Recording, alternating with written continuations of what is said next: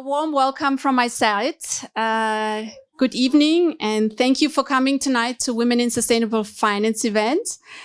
My name is Marta Ra. I'm the co-founder of Women in Sustainable Finance. Since we have a lot of new faces here, I'm repeating what I say actually at every event, because every event attracts different crowd. Women in Sustainable Finance was founded 6 years ago. And back then we were women in finance, and we wanted to change capital flow by supporting capital flow going into solutions or companies that provide solutions, maybe SDG aligned. And we also wanted to change the composition of boards and executive roles. We wanted to push more women into boards and executive roles. So this was our mission.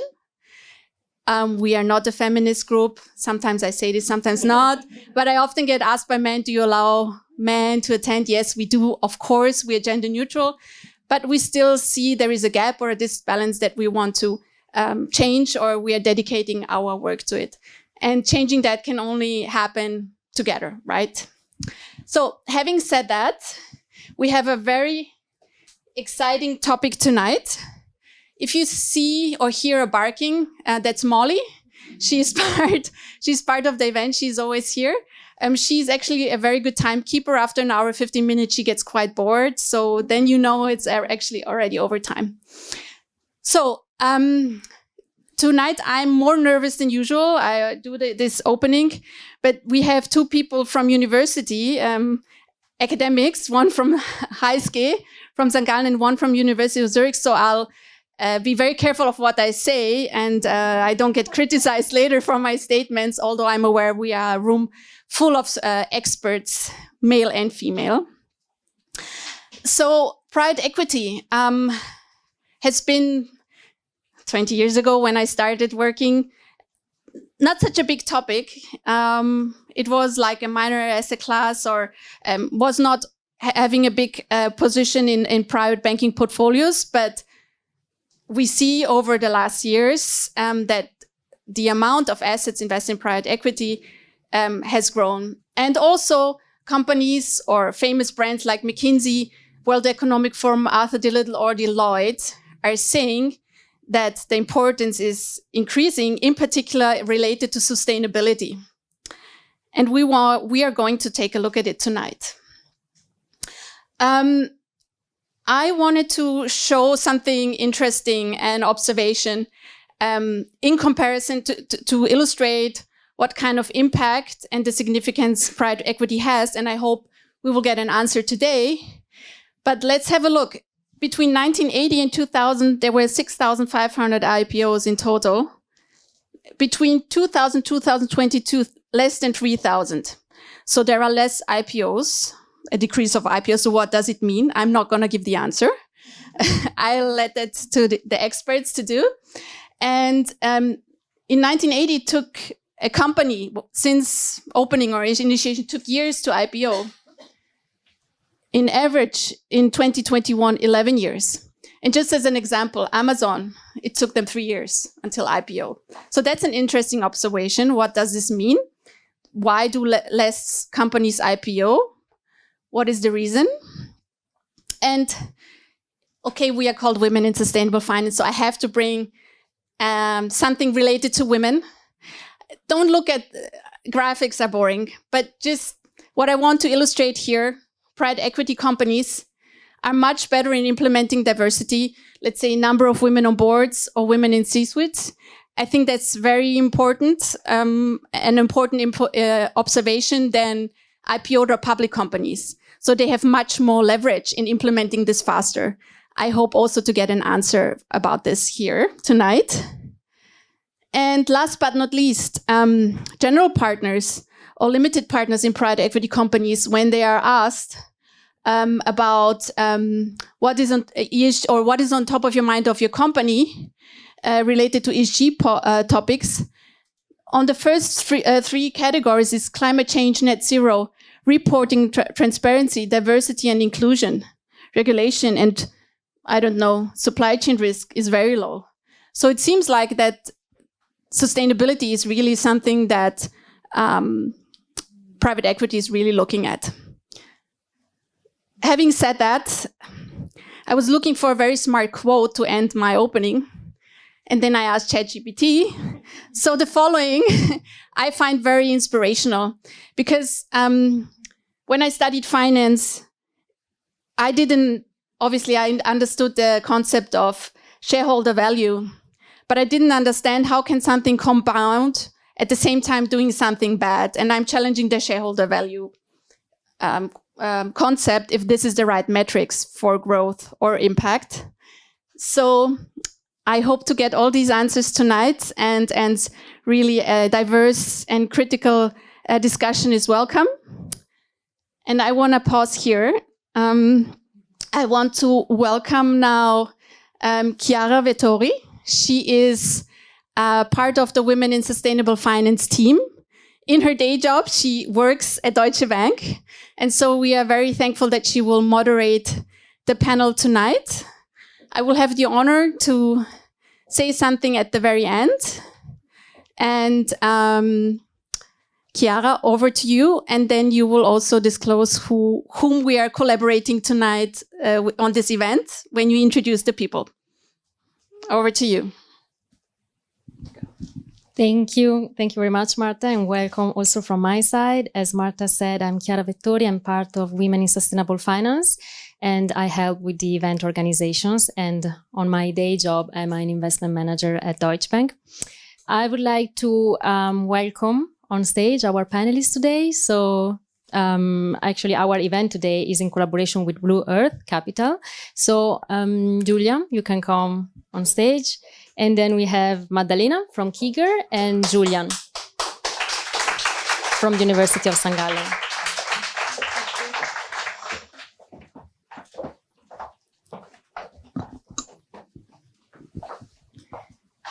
Should we sit down? Yeah, sure. Okay. And I will ask now each of you to quickly present yourself and your company.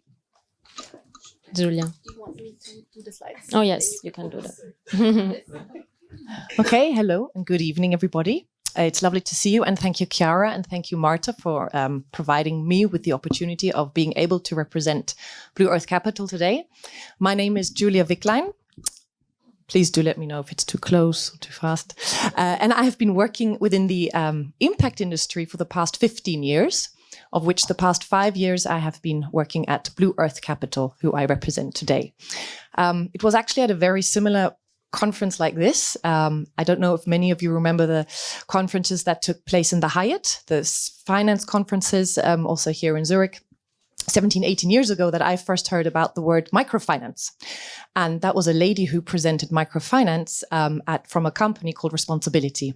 And I was so intrigued to be able to know that there is such a thing as combining an impact, but also generating market rate return. So I was very happy to have found a new way in life of how I was able then to start working. So I also personally made sense. I grew up in Botswana and South Africa, and I always had an inclination towards developing countries and social injustice. But that's enough about myself. BlueEarth Capital is a company. We provide measurable social and environmental impact whilst also aiming for attractive financial returns. And this is definitely a question we will speak about today, if it is possible. So I will not go into that into detail beforehand. We invest via private equity, via private credit globally, so in developed markets and in emerging markets. We were founded by Urs Wittlisbach. Maybe some of you know him. He is the co-founder of Partners Group. And he decided a decade ago that he wanted to give back a large part of his private wealth to society. And he and his wife, Simone, not only signed Giving Pledge, but they also founded a foundation called the Urs Simone Wittlisbach Foundation. And this foundation invests 100% of its assets in BlueEarth impact funds. So that was his mission. We are a company. We have 1.5 billion of assets under management. We have 50 people. 3 of my colleagues are also here in the audience, based in New York, in London, and in Zug, where our headquarters are based. One very important point, actually, I'm a bit nervous, is that the company was incubated by Partners Group. It was a natural succession of being obviously founded by Urs Wittlisbach. But what important point is that we belong 100% to a foundation. So all of our capital's gains and profits, as well as 50% of the investment team's carry, flows into the foundation. And this foundation then invests into smaller, more philanthropic investments. And with that, we can really ensure, as we say, an end-to-end impact. And I'll hand over to Maddalena. Great, thank you. Good evening, everyone. My name is Maddalena. I work at Kiger. We are an asset manager based here in Zurich, deploying money on behalf of a family. And I lead our impact investing private markets activities. I worked in private markets my whole career, more than 15 years now. I am passionate about the asset class and passionate about the power that patient capital can really have in making a positive change in the world. And I'm excited to have this conversation here in this room tonight. I'm also 8 months pregnant, so if I look very uncomfortable on this chair, that is mostly the reason. Julian, over to you. Good evening. It's a pleasure to be here. Thank you for inviting me. I was having a conversation last summer with Marta that went so well that I think I was invited back. It's great to be here. I'm assistant professor of sustainable finance at the University of St. Gallen. There I have the pleasure of teaching students in banking and finance about sustainability, and that's very rewarding. And I have the privilege to do research on this topic. Micaela Ferrero, one of the PhD students I'm working with, is here tonight as well. And what I want to find out whether sustainable investing works in the sense of, does it function that when people have some values that they tie to their assets, does that sort of filter through the investment process and financial markets into some real useful outcomes in the real economy we can see out there in people's lives? That's kind of the bigger arc of my research, and that's what I'm trying to find out. I'm still at the very beginning of that. And I think private markets have an important role to play in that. Thank you. Thank you very much to all of you. I would like to start the panel today. Can you all forward your chairs? Of course. Because then everybody, yes, then because we're recording and then we can see everybody equally. Okay, perfect. You have to sit on it. Yes, okay. Is it better? Okay. Thank you. Sorry. Thank you.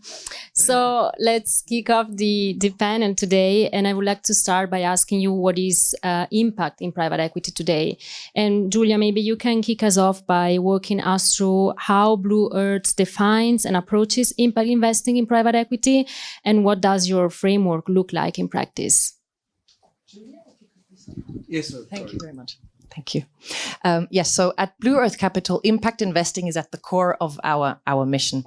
We define it as the strategic allocation of providing capital to generate measurable, very important point, social and environmental benefits alongside attractive financial returns.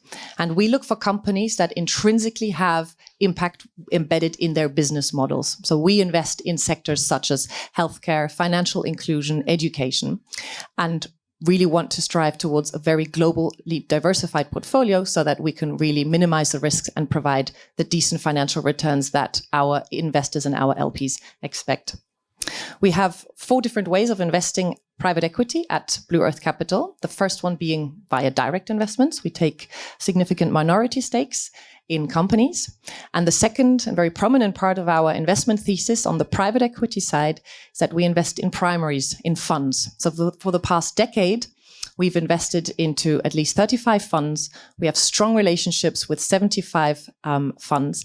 And out of these very diversified and specific sector-focused GPs that we've invested in, out of those resulted a third way of how we invest in private equity via co-investments. So we get to invest alongside GPs in certain companies, be it in emerging markets or developed countries. And the fourth, and I think I'm very excited, actually it's a very more nascent and a more recent part of the impact industry, is that we provide, that we invest in secondary investments. So we invest on GP-led investments or LP-led investments. And I think this is something specifically for risk-averse investors, which can be quite attractive, and also to provide more liquidity to the market, to come to your point, Marta, on the IPOs that we spoke beforehand. So those are the 4 ways of how we invest in private equity at the company. And I'll keep this brief, our framework and our impact framework is pretty standardized. We have a very strong partners group DNA, as we say. We have an institutional investment process, very much like Partners Group, but on top of that, we put our impact methodology, where we really go deep into the business models to see what type of impact and ESG we assess and the risks associated with those.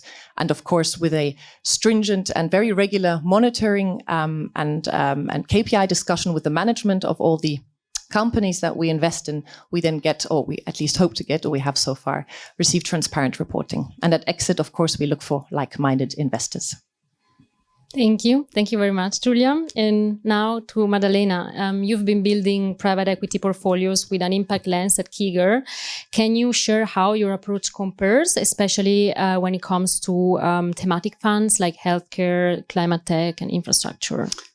Sure. Maybe just starting, what we do at Kiger is really investing into funds and co-investments. So some overlap here, Julia.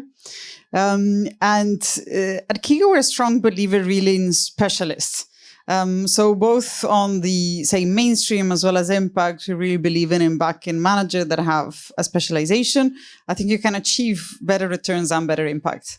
And I was thinking about it. I know that about myself is since I've been able to really focus not only on impact investing and forget about the rest of the private markets world, I think I'm doing a much better job.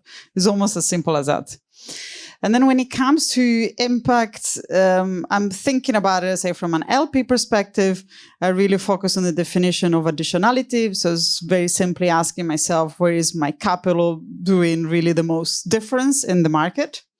So the way we built the impact program at Kiger, roughly half of the portfolio will be invested into environmental/climate and the other half into social. When it comes to climate, focus really on venture and growth investing, with the thesis here that that's where the LP capital is needed, is in those early stage breakthrough technologies that will solve some of the hardest problems that we are facing today with the climate crisis. And it's a lot to do with hardware. I don't think software will really help us revolutionize the way we need, for example, how we are using energy and producing our food, and even the next generation of battery storage and solving all of these hard problems. So that's where the climate part is focused. And then on emerging markets is where we're covering for the social impact part. And again, here, I mean, there's obviously big social issues as well in developed markets, but I think where an LP capital can really make most of a difference is in emerging markets. And so there we're looking at themes like financial inclusion and healthcare. We had looked at education. To be honest, we didn't find a universe deep enough to have a pocket dedicated to that. But we really look at the world in a very thematic way. And then we do some infrastructure and buyout investments on the energy transition.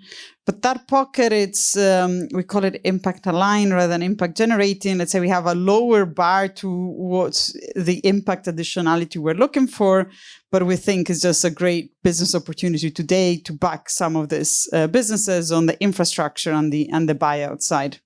So that is a bit how the program is structured today.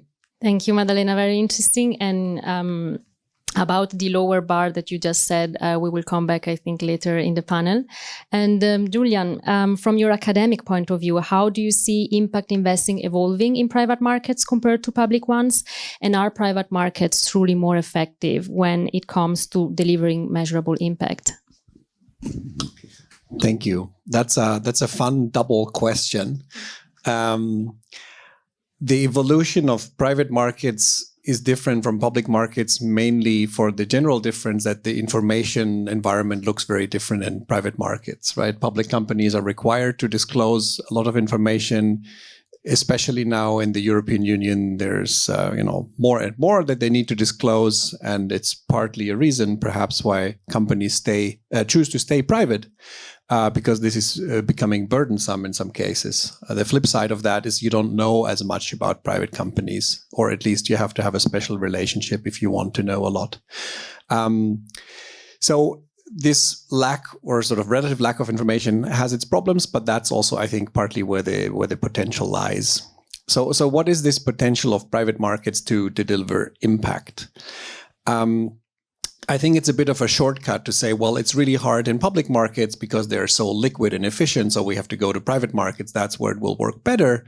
But private markets are also, pretty efficient and also pretty liquid, especially in the places where everybody wants to play. So what I would like to, for example, in my classes, I also challenge students to really think about what is impact? What does it mean? And does, as Maddalena pointed out, sort of this additionality, sort of, placing capital here versus there, what is really the difference that it makes? And I think two sort of pictures to bring this on the earth is one, I think it's really helpful to think about financing sustainability rather than sustainable finance, right? Sort of rather than saying, oh, I'm going to invest in this sector because it's a good sector. I guess health is kind of a case in point. There are many private equity funds that invest in health and healthcare. Of course, we all like health, so it must be a good thing to invest in health. But there's lots of people doing that, and you might as well do that just out of a profit motive. What you can think about is, well, there are certain applications that are really promising. They could cure this rare disease or help those people, but how can investors solve a problem if there's a financial problem? Why they're not doing that currently, right? It's somehow hard to structure. They are constrained in their growth for financing reasons. That's where investors can have impact. So if you can solve a problem, sort of finance something sustainable, I think that's the right way to look for. And just another comment, because there's often this picture of, let's orient financial flows towards something where we'd like to have it. And it actually comes out of the Paris Agreement. That's actually one of the articles that let's reorient financial flows. And I think as well intended as that is, it has done a bit of damage, because that suggests that we can sort of open the floodgates and then money will flow into renewable energy and then that will grow. But that's actually, in the same way that water doesn't flow uphill, also capital doesn't flow where there's no return, right? So I think the primary thing to do from a policy perspective is you want to just make the sectors and industries that you want to have, you have to sort of make them profitable either by technological innovation or other policy tools that you have. And then investors will come, right? It flows by itself. But sort of this reorienting is sort of a difficult analogy. So instead of reorienting, I would urge you to think of financing sustainability. And I think that's where private markets have a huge application potential.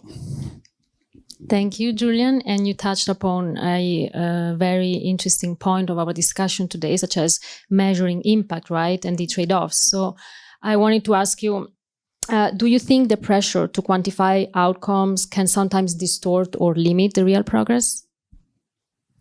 Yes, absolutely. I think so. And well, this will be interesting because Julia emphasized measurable impact. And I think the things that we can measure aren't really quite impact. And the things that we would, that are impact are extremely difficult to measure. So we're going to deal with, but I completely recognize we need to be pragmatic, right? We need numbers and we need to have a set of metrics that we agree on. But so many of you will, let me give an example. If you say there's a school and, you'll fund a school so that there will be teachers and the teachers will teach those kids to read and write. And you can, for example, see how many kids attended that school. That will be a thing that you can nicely measure. But then what you really are interested in is probably what is the literacy rate in that area? So did that school really make a difference? Or did the kids who would have gone to school anyways just went to a different school? And ultimately, you probably are interested in the job prospects of these kids you teach at school.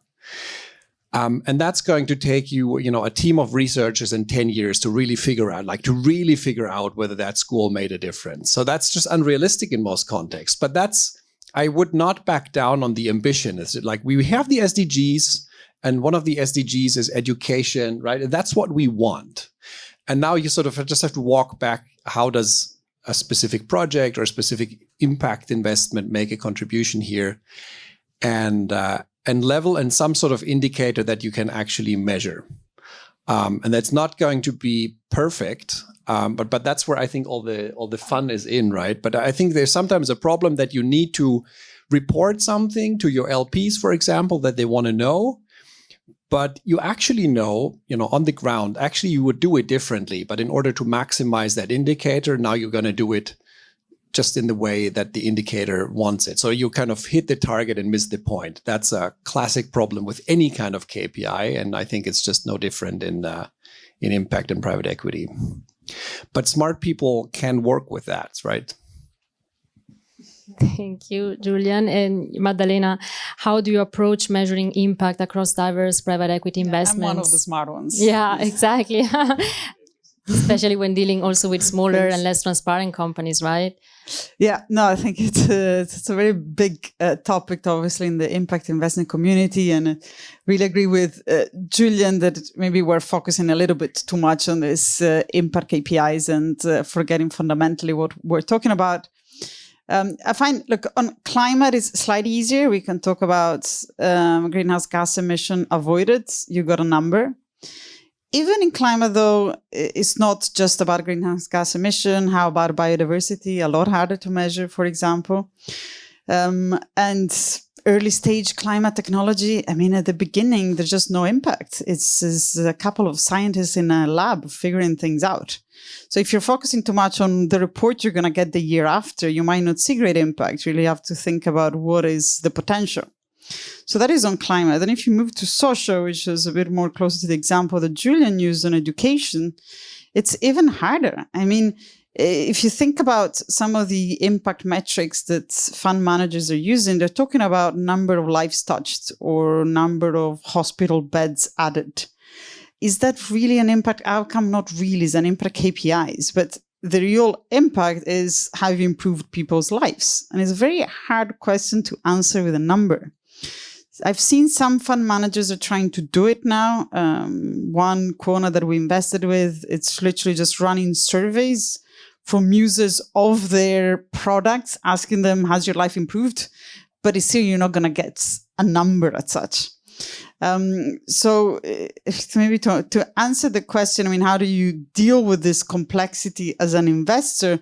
For me, it's very simple. I just spend a lot of time doing diligence on the fund manager. And as cheesy as it may sound, and just really make sure that their heart is in the right place. I've got nothing else to go on. It's about the intention that they have of generating that impact. And there's no shortcut to it other than trying to get under the skin and understand how they're thinking about it. Also, not to have this strategy shift then later once you've invested and they see something else that is a bit more attractive commercially. So that is a bit of a long answer. Thank you, Maddalena. And Julia, you mentioned a robust impact framework, right? How do you balance impact generation and risk management? Thank you. So maybe I'll just say I think your points are valid, and what we do also on the social impact side, we don't want to overburden the companies, of course, as well, all the managers, to provide us with enough information so that we can then provide you as an LP with a lot of metrics. So I think that's an important point. But also what I found in the last 15 years, and maybe you agree, is that the framework and the standardization of measurement has has consolidated slightly. It's still not there where we would like it to be. And I think this is something that we might speak later about. What's next? Maybe AI can help us there, AI transformation at some point, because I think that's what LPs want. And when I speak to LPs, they say, look, this is all great. Let's have a look at the impact industry, but let me wait and see how it consolidates, and let's see how standard really you can compare a responsibility, a Blue Orchard, a BlueEarth, and then really you can compare. I also think that, and maybe for those that don't know this, the Bluemark, for example, is an independent verifier. So we have seen a bit of development out there, which we, of course, as fund managers appreciate. But we're still far from it. And I'm not naive, we're not naive, and I see that there's still a challenge to be. But to get to your question, risk management and risks with a specific, I think I'm going to go straight into an investment example that we did. I think that's always the most tangible. As I mentioned before, a new type of investment strategy that we're looking into is secondaries investment. We just recently invested in a company called Gest Compost in Spain, or Gest Compost, in case any Spanish people are here. And Gest Compost is the largest organic waste and waste treatment manager in Spain. And it transforms organic waste into biogas and biomethane, and thus plays an important role, obviously, in the economy, driving or reducing methane emissions with producing biomethane, and preventing landfill contamination. And via secondaries, and sorry, to your question on the risk part, with secondaries, you invest, you don't have a blind pool risk, you know what you're investing in. So what we did was we invested alongside a partner of ours, Suma Capital, a Spanish GP. They had already invested into Gest Compost for 5 years and had transferred it into a continuation vehicle, where then BlueEarth Capital invested with 30 million. And obviously, so this particular asset was not unknown. I think that's one of the first points on that risk side. And secondly, with these larger capital intense companies, it's important to see, do they already have any agreements in place, if offtake is in place. And we saw that there were quite a couple of agreements in place. And of course, we saw specifically on the waste valorization point of view that less waste was going to landfills. So from an impact side and a risk side, this really made the points, and for us to really invest. And we also invested alongside Partners Group, have a slightly larger ticket than we did of 130 million. We invested 30 million, just to put that into perspective of our sizes. And as a fun fact, this company, when it at exit, which is then planned the next 2 to 3 years, we anticipate about 1,000 gigawatts per hour per year, which will then be produced. And I don't know these answers. I don't know these type of numbers. I always need to put this into perspective. And I read that that this will make up about 5% of Spain's energy consumption. So that's the goal with this type of investment. Thank you, Julian. It's very interesting to see how all of this plays out in practice, right? But before asking you about other couple of case studies, I wanted to ask to close this first part of the panel by asking you a question to all of you. Do you believe there is a trade-off between financial returns and impact, or is that a myth?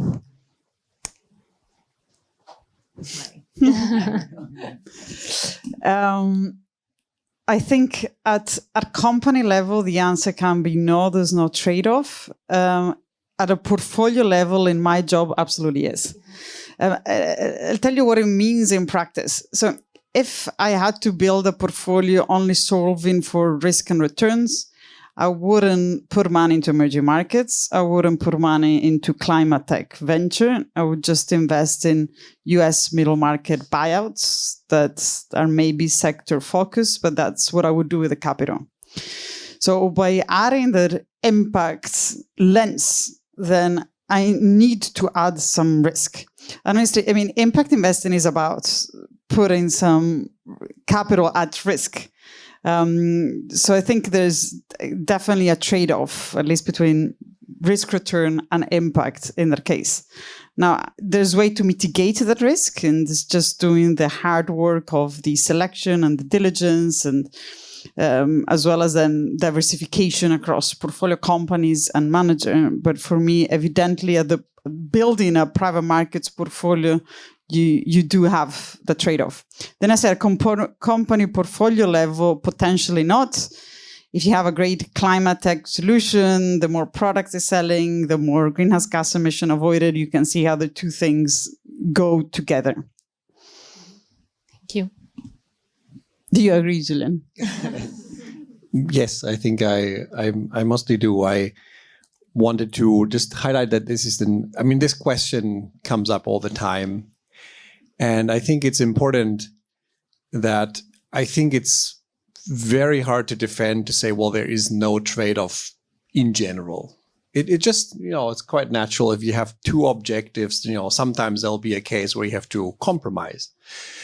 But there are sometimes then these examples where it's not the case, and those are great, and they can still exist, right? But it's a mistake to conclude from, in general, there's a trade-off that this can never happen. And in the same way, it's wrong to conclude from, oh, I know an example where it wasn't the case, so it must be true generally. So I think we can allow for this generally to be probably the case, but then there are still opportunities. And I think one of them is what you mentioned before around expertise. So if you actually don't perhaps make impact the initial goal, but you end up just being a globally leading expert in some kind of technology or field, and you just know much more than everybody else, and you have knowledge to make deals better and more efficient and reduce risk in smart ways. So I think you'll end up having an impact on that field, right? By just performing really well. I think that's one way where it can work, but it sort of starts more from a principle of excellence rather than saying I want to have a particular impact in this field. But I think that's an avenue people can take. Okay, so it's 2 against 1. In that sense, I think when Urs Wittlisbach founded the company, he was absolutely convinced that there is no trade-off between, or he had to be, and I still have to be, representing BlueEarth Capital and an impact fund manager. And yes, Julian, of course, there are exits, and I'll come to a specific example in a minute, where we have a great track record. We're speaking here today about private equity, but at BlueEarth Capital, the past decade, we've also invested half of the assets under management in private credit, where we can indeed show a very strong track record. And my colleague from the credit team is smiling and hopefully nodding, but that's what we see and what we gather from LPs. But understood, and we're not naive about it, and we know that there are more and more points, and also to benchmarking, I think is also an important point, right? Within who do we benchmark BlueEarth Capital with, and with what results, and what do you want to have out of that? So I think I tend to agree personally with you, but I represent a company that says, no, absolutely, there's no trade-off between the two. And I hope I'll come to a point. But of course, and you mentioned this, Marta, in your presentation, exits are challenging on the private equity side. I think Q1, we saw 18 globally backed IPOs, lowest tally ever in five years. And in the private equity market, impact market, even more challenging. It is, and I was at a conference last week in Frankfurt, and I think we're all humbled a bit on the impact industry. The jury is still out. It's still a pretty nascent or pretty young sub-asset class. Can we already say? Yes, of course. There are some points and some GPs you see much more than I do, obviously, where you say, no, absolutely, there is a trade-off. But I'm still of that. I'm still convinced that in the end, it is possible to achieve both. Maybe you want to say something? No, actually, just regarding the exits, distributions have been slow overall in private markets in the past years. Statement number 1. Statement number 2, particularly bad in impact. And statement number 3, I think is great to have strategy, a little plug-in for BlueEarth on the secondary strategy, because that is exactly the kind of thing we need in the market. We need liquidity. LPs are desperate for it. So I really welcome this nascent secondaries market that I think will really enable investors like us to then reinvest our capital in an even more impactful way. Thank you. Maybe now we can move to some case studies and some real example. Julia, can you walk us through maybe another real example and case study? Sure. And Julian, this is one of those where you say, yes, we actually have a great exit, and this is the one story that I will mention. No, it's a co-investment that we did a couple of years ago with Quadria, a fund manager focused on Quadria in South and Southeast Asia, focused on healthcare, and they invited us to invest alongside them into a hospital called Asian Institute for Gastroenterology, and short for AIG, if I may. And this hospital is based out of Hyderabad in India, and is one of the leading gastroenterological hospitals worldwide, and has a center of excellence for endoscopy. And because of the success, the hospital grew very, very quickly and grew to capacity. And BlueEarth Capital, 5 years ago, invested 12 million. We were smaller then, so our ticket sizes were smaller, and invested into this company to help them build a new hospital with 780 beds.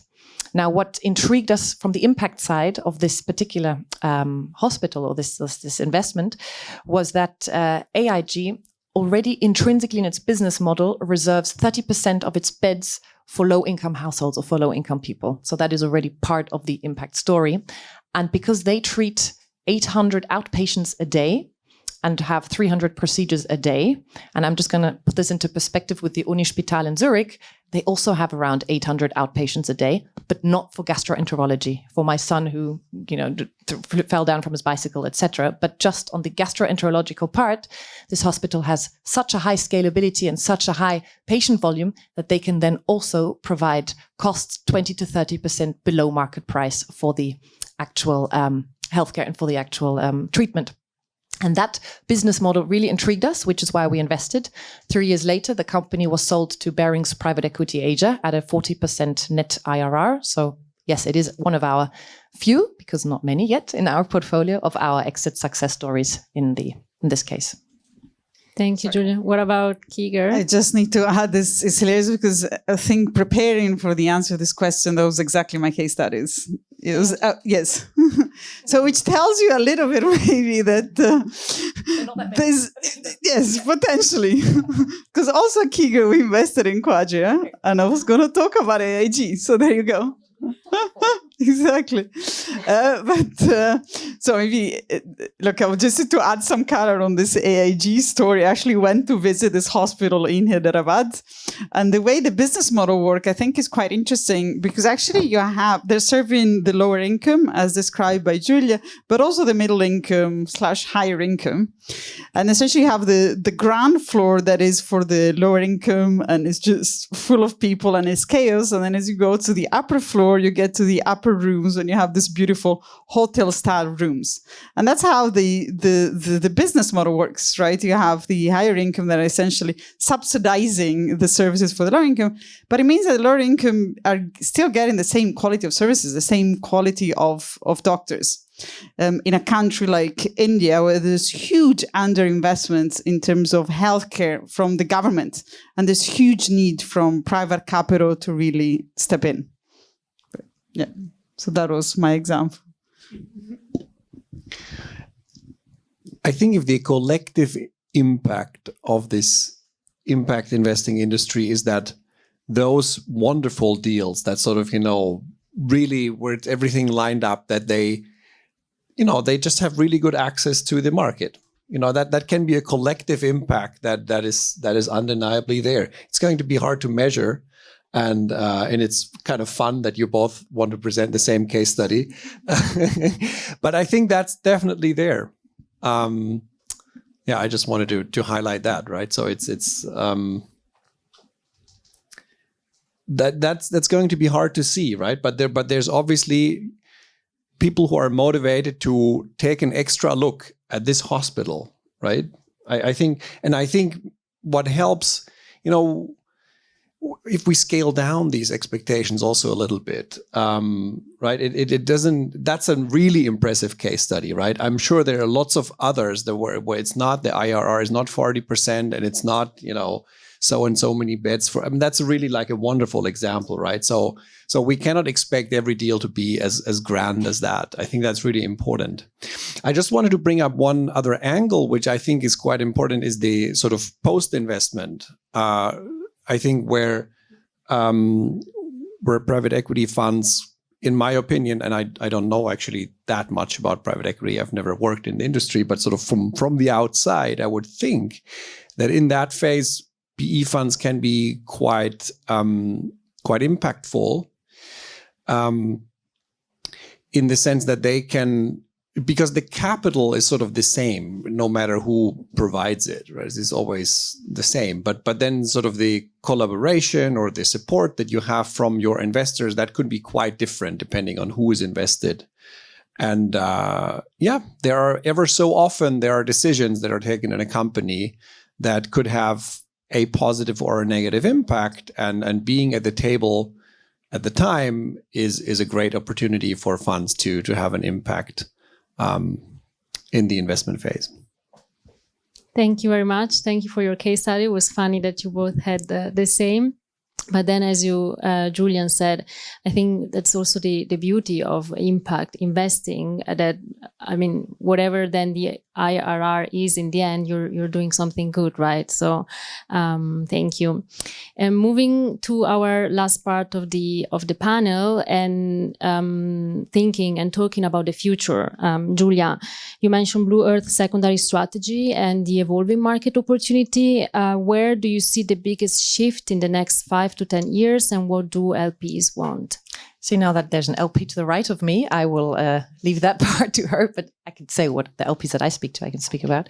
But the impact industry obviously has to evolve. That's something that it's been doing. I think we started off 30 years ago, 40 years ago, even with microfinance, and look where we are now on the secondary side, which I now mentioned a couple of times. But what I see, and that's what I mentioned before, is hopefully an integration of technology. Hopefully with AI, blockchain, we will likely become more prevalent, which will become more prevalent in impact investing to address something like standardization of measurement, of impact, of reporting, which is what I see. And to make that bridge, what I see is when I speak to institutional clients, especially maybe more, not family offices, but pension funds in Germany, they really need to see the actual output within reportings, and that is what LPs want, I think, in the long term. Of course, as you mentioned, they want they want DPI for first. They want a track record in the impact industry.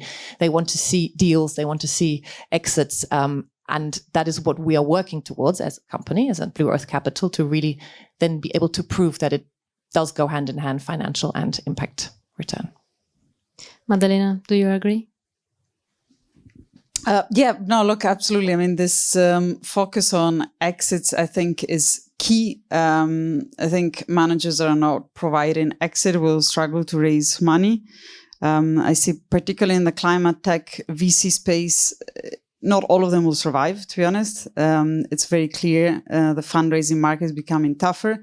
And to Julia's point, maybe LPs are holding too high of a bar on what even a good VC return with impact is supposed to look like.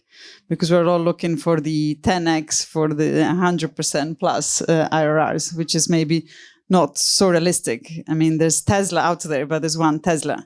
There's so many others that are just not going to get you to those numbers. And maybe as impact investors, we need to a bit lower our expectation as well. Thank you. And Julian, what should the next generation of impact investor be learning or doing differently based on your research? Oops. Yeah. Well, I don't have specific research on that, but I think what I would tell my students is that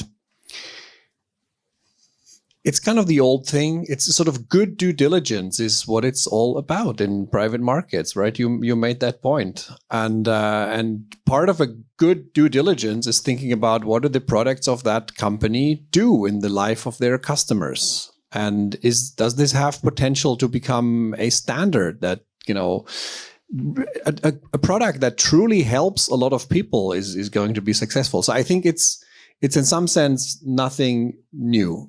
And you have to do the hard work, and it's, excellence. I guess I'm coming back to that point, right? That is just the first thing. And then the second thing is just some like being really able to use all these metrics and standards that are flying around. There's just that's just something to learn.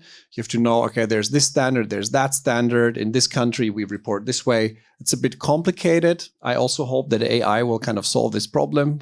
Fingers crossed. But that's just something you need to navigate in the impact industry, and you have to know how that works. The final thing, I think, what I've continues to encourage me is that they're just really wonderful people who are in this industry or want to be in this industry, and that's what's going to carry the day. It is out of ambition to do something a little extraordinary and beyond purely the profit motive. On a personal level, I think that's what's so beautiful about this industry, and I think it's important to build a network of people who you can relate to on that regard and trust what you said, right? So at the end of the day, you want to trust people who are managing this money. It's a pretty radical, different model to how money is usually passed on down the value chain, right? That's not how it usually works, unfortunately, but it could actually, that could grow.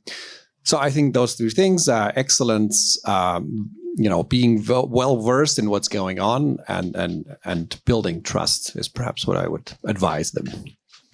Thank you very much. We could hear Molly starting to be nervous. So I think we're towards the end, right? But before moving to the Q&A, I would like to ask you one last question to all of you. Can a fund still be considered an impact fund if it invests in defense or other controversial sectors? And where do you each draw the line? I'm going to start. I think, yes, it can be an impact. You can have bad impact with your fund. So, yes, it can be an impact fund. And you could, I think in the same sense as you could say, well, I have a sustainable impact fund, you can say I have sort of a, military violence impact fund. And you can certainly increase the amount of that happening in the world if you really put your mind to it.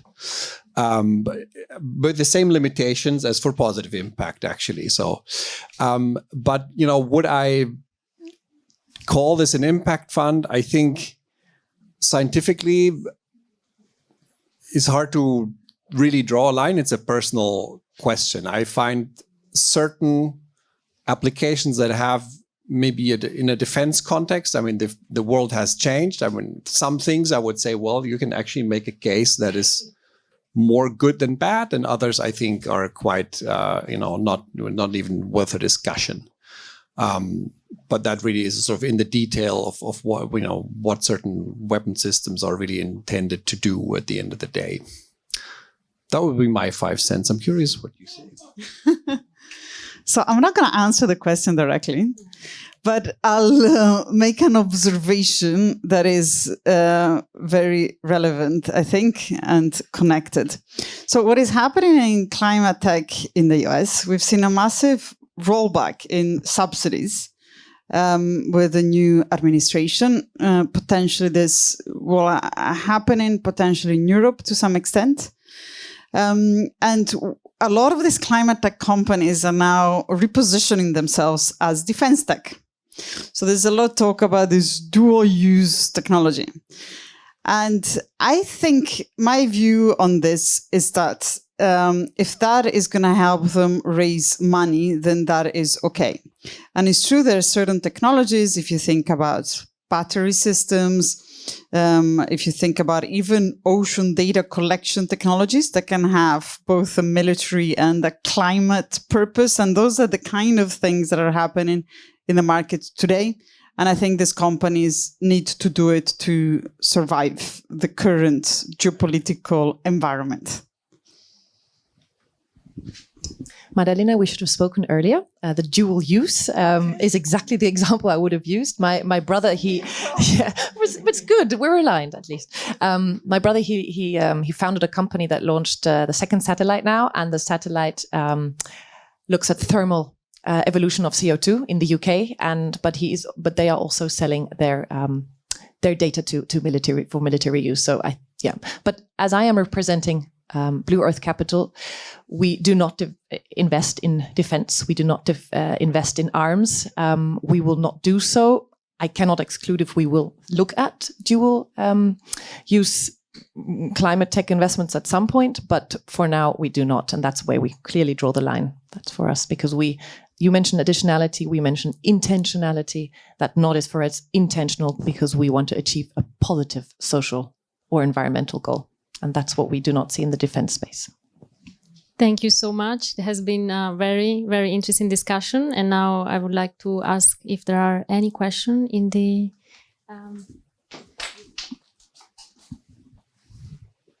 Please hold the mic here up and introduce yourself. Hello, my name is Heidi Hauer. I have a philosophical question. I'm an. It's for all of you to answer. I'm more an observant of the sector, not necessarily someone who is an insider. But I've been interested in the field for over 20 years, and some of you have been advocates here as well for a longer time. And I wonder whether you've seen over the years some sort of a sense of urgency emerging. What I find a bit bizarre is it's not so trendy anymore. Like 15 years ago, it was sexy to invest in impact. Oh, let's do that too. Now it's like we've been there, done that, worked so la. Maybe it's not the best thing after sliced bread. So, but at the same time, we also know there are things happening to the planet, and if there is no change, then the grandchild of the baby on the panel might not even have a planet to live on, and that's somehow bridging to Marta's comment at the beginning. What are we actually compounding? The other thing that I'm observing is it's such a stringent measurement to say, is that money bringing me the same return as if I would do drugs or safety or something like that? And then we have philanthropy, and it's different kind of people, different personalities, but it's big sums in Switzerland as well. So I wonder, wouldn't it be logical that there is a third sector emerging somewhere where you say, it's not I'm measuring the impact in the same way as I would invest in other asset class, or to give it away totally for free and expect nothing in return? Is there not a middle ground with this sense of urgency that we could have at this stage where the planet is? I mean, I know that's maybe not so straightforward to answer. It's probably more a philosophical class that I should throw that at. Thank you. Thank you. I have one thought to share. I think it's good to keep a view of that. Impact investing is one of many tools. These are really tricky problems. Right? Climate change is one of them. It's not even the only one. Right? And I think people just get bored from things that they feel don't quite solve the problem entirely and once for all. And that's, of course, what nobody should ever have expected, right? It's one piece of the puzzle, and then there's a philanthropy, and we have governments, and we vote, and we have a civil society, and like we have all these actors who hopefully will kind of work together. And I think they're, in that orchestra, impact investing has a role to play. I'll let you speak to the sexiness. I suppose the assets under management have still grown since 15 years ago. What wouldn't you say? Yes, they might have grown, and it all depends on the definition of impact, right? So it's just such a hard question to answer. But I mean, my answer would be actually impact investing is exactly trying to do that, right? So bridge the gap between an impact-driven investor and capital that, for whatever reason, has been designed to deliver market rate returns. And oftentimes I find, at least I can talk about on behalf of families and large family offices, there is a tension between generations. And that's where the impact investing comes in and bridges the gap and is trying to do that job. Now, if you want to be critical, some people might say it doesn't do either things perfectly. Potentially, I mean, we have a couple of case studies, one case study, no, I'm joking, there's more. but I guess that is a bit the critique that one can have about impact investing. Now, I'm still a strong believer that done properly, you need to have resources, you need to really do it in a proper way, then you can achieve both things. But there's definitely some challenges to that as well. I can just briefly mention just the first part of your question. Is it still attractive? Is it become boring, impact investing? And it has, I think for us, from a pension fund and a more institutionalized investors, they found it great that it became more mainstream, so that it wasn't a niche thing that they invested in. And that for us, yes, we grew our assets due to it becoming more mainstream. But that's just at a side note. Also, comments welcome from the audience. Yes. Karen, please introduce yourself. Hello, my name is Karen Wendt, president of Swiss FinTech Ladies. When we look at the mere numbers, at the sheer numbers published by, for instance, GIN, so we have 1 trillion now invested into impact. We have 650 trillion invested globally. So this means it's still a very, very, very tiny portion. And I think there are probably some players, as you said, missing on the playing field. We don't have a market formation process. We don't have a market stewardship process by institutional investors. And the question is, why is that? So one of the points could be the IPO question. It's not a good message that we now need 11 years for an IPO, because when pension funds invest into impact, they want to see the return for liquidity swap. And if they don't know whether they can go into an IPO, then probably they will not do it. And so my question to you is, so how can we mainstream impact investing? Because we're here for 50 years already. 1 trillion out of 650 trillions and an IPO market which is breaking down are not so good messages at the moment for institutional investors. Thanks, Karen. Julia, you wanted to comment something previously? No. Okay. That's okay. Do you want to take it as an investor? That's a difficult one. I mean, to some extent here, you're preaching to the converted, right? All of us in this room are all agreeing on this, right? So it's somewhat difficult, I find, and maybe we should not have these conversations amongst us, because I don't have a great answers, actually. I can talk about blended finance and the role that I can have in terms of catalyzing capital. There's not enough of it. There's now a big pool of capital being invested in the global south that is being supported by the UAE from a blended finance perspective. And I think that can unlock a lot of other commercial capital. But at the end, I think the impact investing industry also needs to show, as we say, good market rate returns, and that could potentially attract the larger pool of capital that we all hope will come online. And then we need to be very vigilant about impact washing, to be honest, because that's another very big topic. There's now impact on a lot of names, but not all of it is genuine.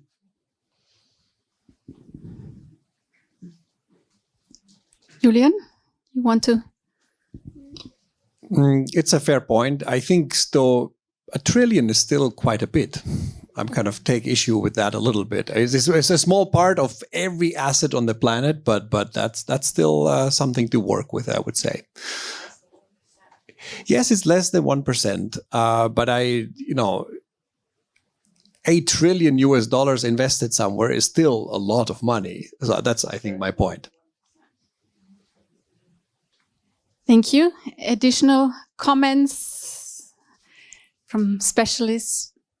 Yes. So my name is Isabel. I represent a private equity impact fund in India. So we invest in climate action. And my question is, because we were touching all the time the IPOs, how much importance you see also in merger and acquisitions. It's not only exits by IPOs. I mean, that's the numbers we have, but there are so many numbers we don't have about private sales of these companies after we grew them. I mean, we enter in the stage when they are like still early stage, but already have revenues, and we help them to scale. And normally they are sold and they don't do an IPO. So what do you think about this perspective? I mean, look, when it comes to exit routes in private equity, it's very simple. It's either IPO, or you sell into a strategic, or you sell into another financial sponsor. Those are the three main routes. Ideally, all of these routes are viable. The IPO one, I guess, is a classic one that is mentioned when it comes to these tech companies. But to your point, absolutely, that's not the only one. And in fact, we like to back managers that are thinking about all of the potential exits. And then there's the secondaries market. That's the other, like, I don't know if that answers the question, but I think it's something we all keep in mind all the time. Is definitely not just the IPO story. Any additional questions or comments? Critical comments, most welcome. Yes, please. Yeah. My name is Max. I'm working in M&A actually. And I was wondering, we heard a lot about the problems of exits currently in private equity. We heard from a lot of sectors, but especially in impact, it's even more difficult to get an exit, from what I understood.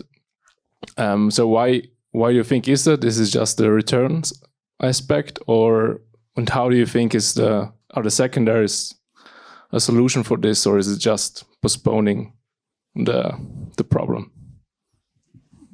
Yeah, I can try to answer the first part. Maybe Julia wants to tackle the secondaries. In terms of why it's so difficult in impact, so when I think, to simplify the world here, impact investing, you think about climate tech, VC. Those venture capital investments normally have much longer period. They're technology that takes a lot longer to be deployed and to become profitable. So that's why, compared to other technologies, they take a lot longer to be ready for an exit. So that's one element. And then there's the other angle of impact investing, for example, is in emerging markets. And those markets are just a lot less developed. There's a bit of the nature of where your capital is going, where there's not an obvious exit or liquidity route today that is as vibrant as some other aspects of the economy to some extent. Thank you. And this is not true for everything, but it was just like a couple of examples. Maybe you want to add something. No, just on the secondary part, as you mentioned, and that's why it's really interesting that there's this opportunity, or that the secondaries impact scene is now as far as the secondaries private market was 20 years ago. And I think that is where we can provide liquidity. It's not just a GP-led, but LPs. Of course, there are a couple of LPs that need liquidity that don't have the patience anymore, unfortunately. And I'm honest about that. And they then provide us with stakes that we can buy from. But on the GP side, like I mentioned with Jest Compost, it was an asset that just needs, and I don't know the exact date exactly, but maybe 1 to 2 to 3 years more than its 5 year of initial holding to then be able to probably not IPO, but strategic sell afterwards. Thank you. Okay, the last question for the evening, because we are already way over time. Yeah. Thank you. I'm going to be short here. So you mentioned the intergenerational. I'm Juliana Barbosa, and you mentioned before the intergenerational question that you have in families, and we think with the great wealth transfer that we're expecting, it could change a bit the perspective of impact investment, meaning the new generation would deploy more money. I hope so. Thank you. One observation that I had in the past 5 years is that it's not going as fast as some people thought it would. It feels that this famous new generation of wealth holders don't yet have enough access to the largest pool of capital. And sometimes they're just given a little bit of money to play with, but it feels it's going to take a little longer. At least that's a bit of a general gut feeling impression about what I've seen out there in the past years. I don't know if you guys have other views. Or what do you think? Yes, from my experience, is the same. So, unfortunately, the new generation still does not have access. They still don't have the decision power to the great amount of the wealth. But I'm hopeful that it's just the beginning of the journey. And I think there's a lot we can work on empowering those families and to help in the transition, on the wealth, on the succession of their wealth, Thank you very much, Chiara, if you allow me. Okay. So I really appreciate your patience. I'm aware it's very warm. You're probably all thirsty. First, I would like to really, thank the entire panel for coming here. It's always an honor to have Julian back. Also, thank you for our 2 new panelists. We would love to have you back too, because I think tonight we all agree we didn't really come quite to an answer. And there are different views on things. We spoke on impact of return on investment, return on impact. There is not really a clear line. It's maybe a philosophical question. And what I will not forget, because it really was right in my face, you cannot send money upstream.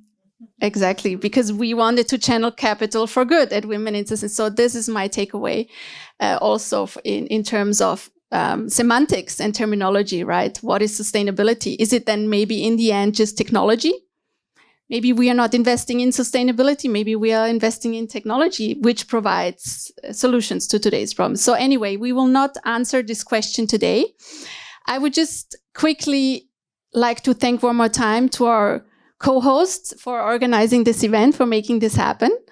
Our next event is coming up. It is our last event before summer break. It's the Summer Saloon. It's taking actually place in my home. We are welcoming 30 members of Women in Sustainable Finance, and we are having every time a very special guest. And the guest for the upcoming event is actually sitting here somewhere at the end. It's the ambassador of Kenya. She just left to go to the ladies, the ambassador of Kenya, who will be our special guest at our little party on my terrace. So please do join us. And a little bit of advertisement, I'm allowed. If you like this event, and I see a lot of new faces here, we're an association. We are fully funded by the memberships. If you would like to join us, we are financing ourselves and this making happen with our memberships. We would love to welcome you. I see a lot of new faces who have not been members recently, so I really appreciate it. And please provide us some feedback and let us know to what kind of topics you would like our upcoming events to be, because we are planning our events according to your input. And finally, last but not least, I have to thank the entire Women in Sustainable Finance team, like Chiara, who is sitting today at the front moderating, but there are a lot more in the background today who are making this happen, and also Hiltel, our value-aligned location host, whom we can call now our clubhouse.